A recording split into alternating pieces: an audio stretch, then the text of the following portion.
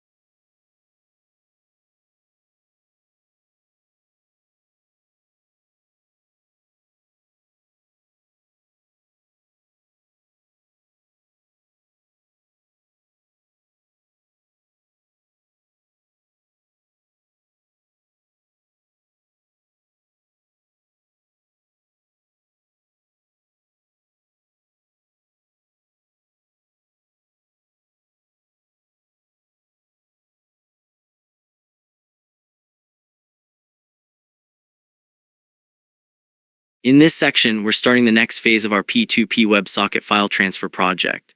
We're going to create a backend WebSocket system that supports file sharing between connected peers.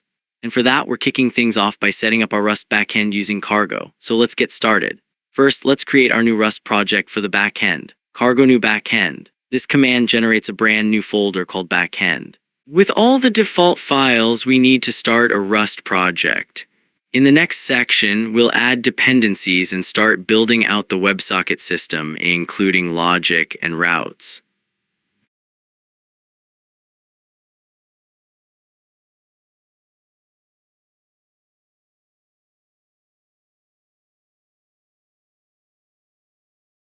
In our last section, we created the Rust backend for our P2P WebSocket file transfer project. Now we're going to set up our dependencies inside Cargo toml and explain what each one does. So let's dive in. First, open the backend folder in VS Code. Inside VS Code, go to the Explorer panel on the left and open Cargo toml. This is where we define our project's dependencies. Think of it like a package manager for Rust. Now, let's add the dependencies we need for our WebSocket backend. Let's break down what each of these does. Axum is a Rust web framework built on Tokio. We enabled the WS feature, which allows us to use WebSockets for real-time communication. Tokio is Rust's asynchronous runtime. We added full features, which include async tasks, networking, and time management. CERD is used for serializing and deserializing data. We enabled derive, so we can automatically convert Rust structs into JSON and vice versa. This helps with handling JSON data efficiently. UUID generates unique IDs for employees in our system. We enabled v4, which generates random UIDs. Futures provides tools for asynchronous programming, which helps us work with WebSockets smoothly. In the next section, we'll start building our WebSocket server and handle employee creation.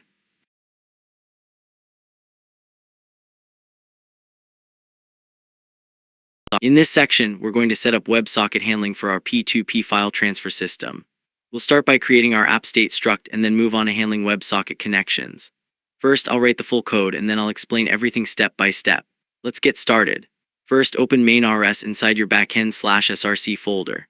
This is the entry point of our Rust backend, and we'll start by defining the app state struct.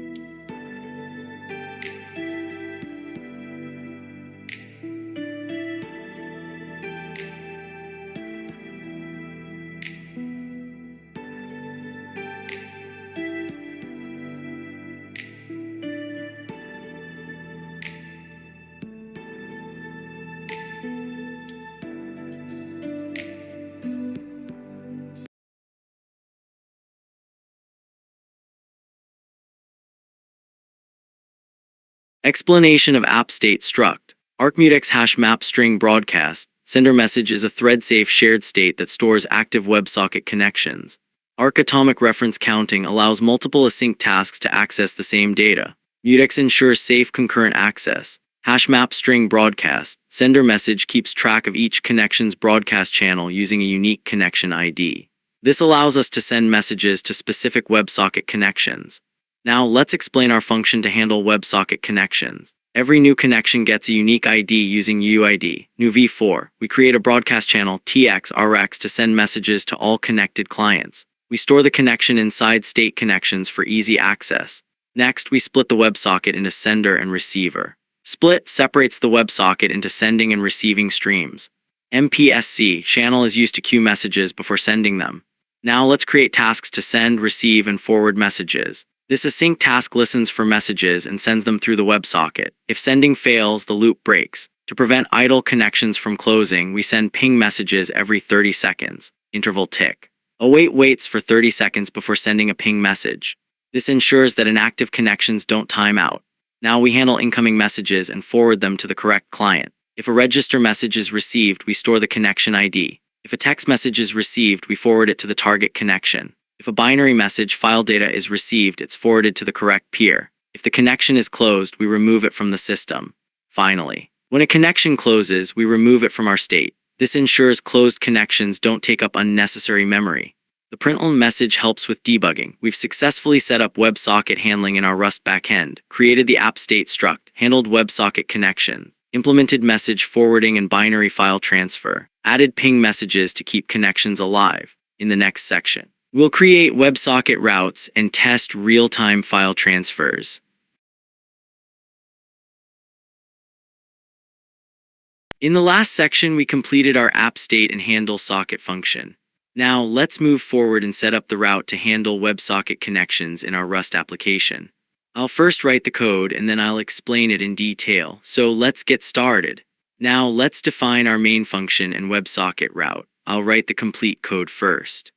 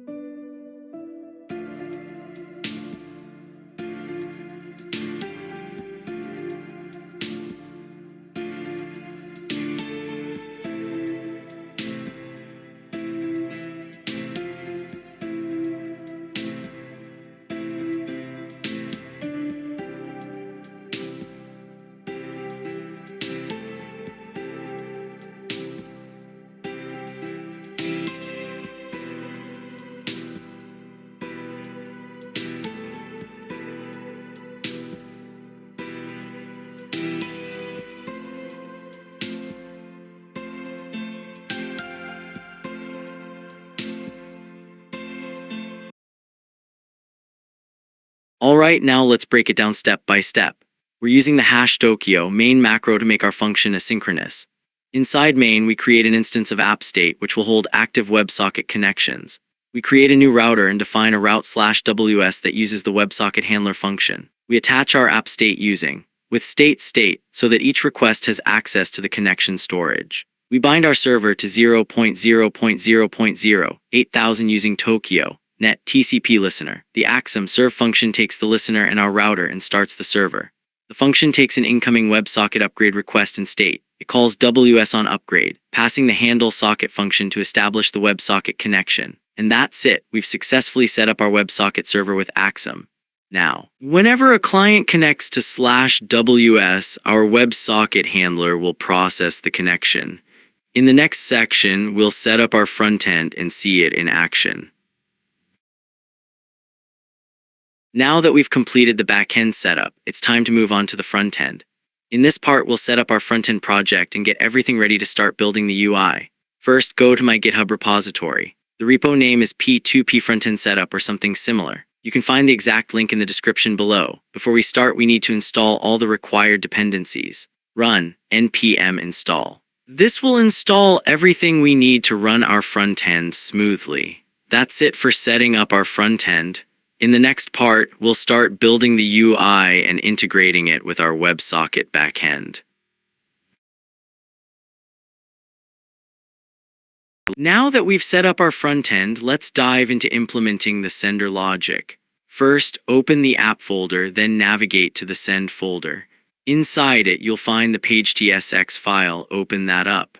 I'll first write the full code and then I'll explain it step by step. So let's get started.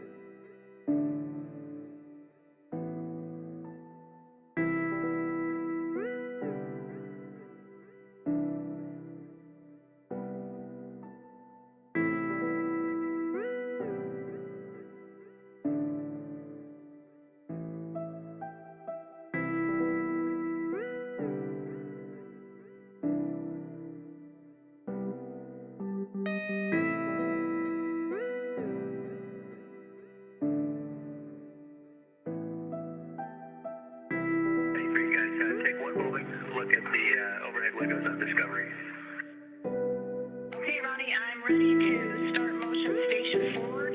We will let you know when we think that the NTA is out of the truck so you can relax a little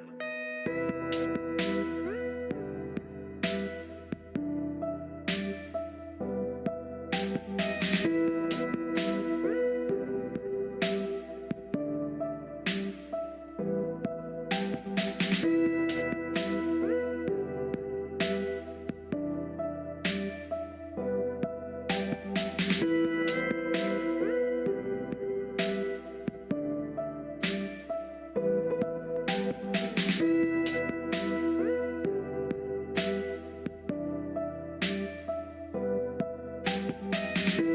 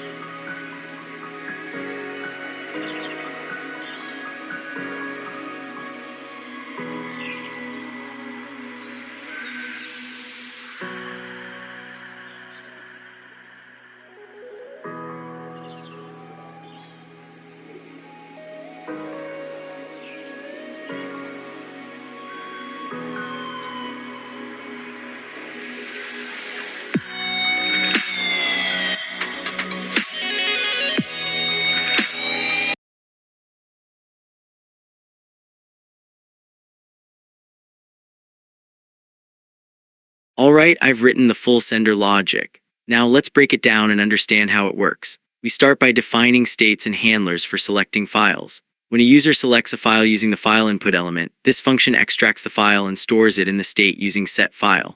Similarly, we handle drag and drop functionality. This function listens for dropped files and updates the state with the dropped file. We prevent the default behavior using ePreventDefault to avoid unintended actions like opening the file in the browser.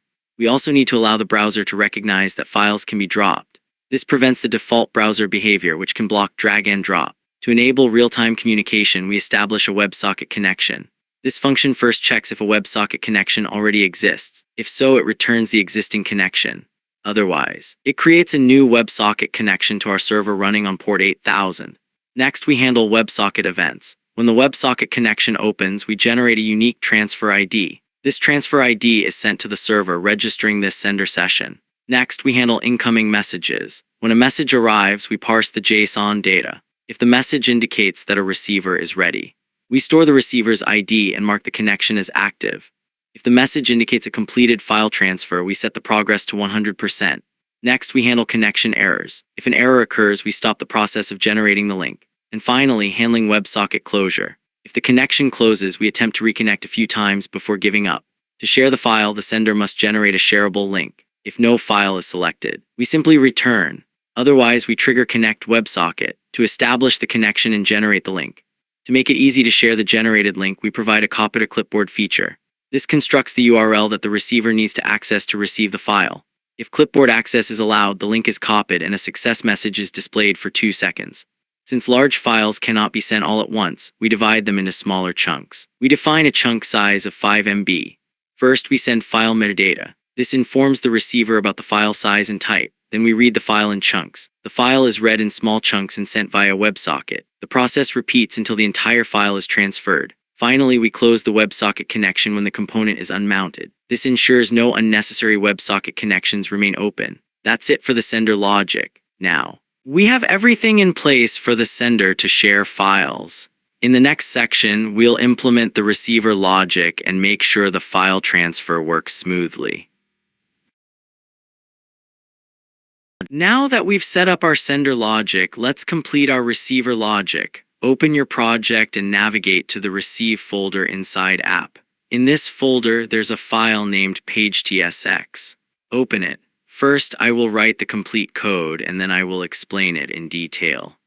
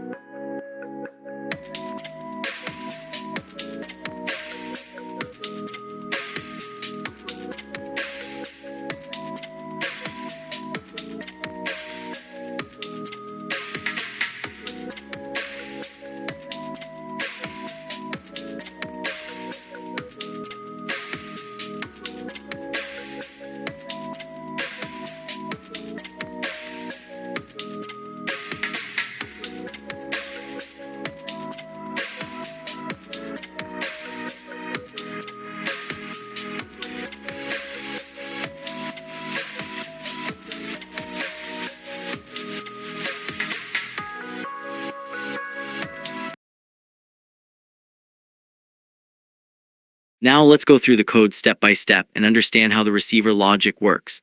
Here we extract the ID from the URL, which represents the sender. This ID helps our receiver connect to the correct sender for the file transfer. Is connected tracks if the WebSocket connection is active. Is connecting shows whether the connection is in progress. File metadata stores file name and size. Transfer progress tracks file transfer completion percentage. File URL stores the received file's download URL. Error stores any errors that occur. Receive bytes and file size ref keep track of the total bytes received. WSRef holds the WebSocket instance. Receive chunks ref stores received file chunks. Reconnect attempts ref tracks WebSocket reconnection attempts. Max reconnect attempts and reconnect delay handle reconnection logic. Handling file metadata. This function saves the file name and size. Resets progress and receive chunks. Clears any previous error. Handling received data chunks. This function receives file chunks from the WebSocket connection. Adds them to receive chunks ref. Updates the progress bar. Connecting to WebSocket server. This function initializes the WebSocket connection. Registers the receiver on the server. Sends a receiver-ready message to the sender. Handles WebSocket events, open, close, message, and error. Handling WebSocket messages. This function handles text messages, fileinfo, fileend, handles binary data, file chunks, ensures the file is fully received before marking it as complete, completing the file transfer. This function combines the received chunks into a blob, creates a downloadable URL for the received file, handles any errors in the process, downloading the file. This function creates a temporary tag, triggers a download of the received file, removes the tag after clicking, cleaning up the WebSocket connection, ensures that the WebSocket connection is closed when the component unmounts. And that completes our receiver logic. Now our app can successfully receive and download files over WebSockets. In the next step, we will test our full sender-receiver communication.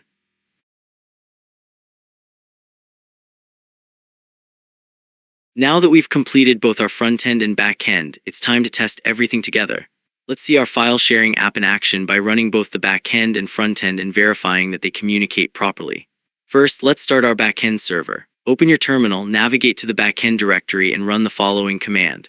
Cargo run. This will compile and run our Rust backend. Once it's running, you should see a message indicating that the WebSocket server is listening on port 8000. Now, let's start our front end. Open a new terminal, navigate to the front-end directory, and run npm run dev. This will start our nextjs frontend. Once it's running, you'll see a local development URL, typically http://localhost 3000.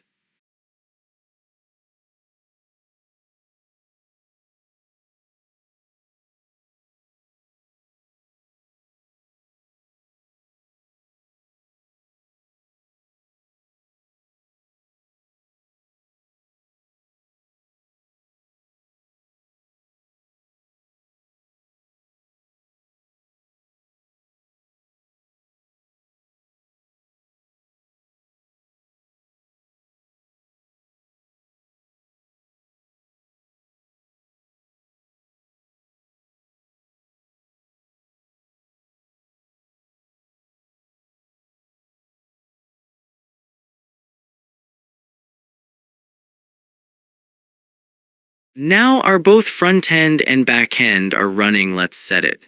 Now open your browser and go to http://localhost 3000.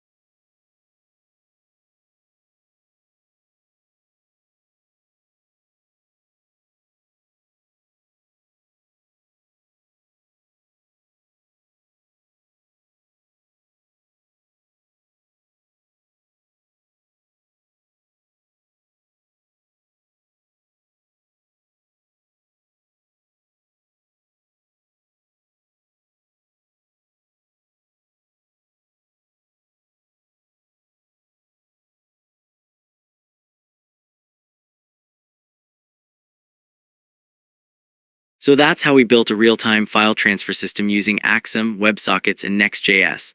I hope you found this tutorial helpful. If you have any questions or run into any issues, feel free to ask in the comments or join our Discord server for help.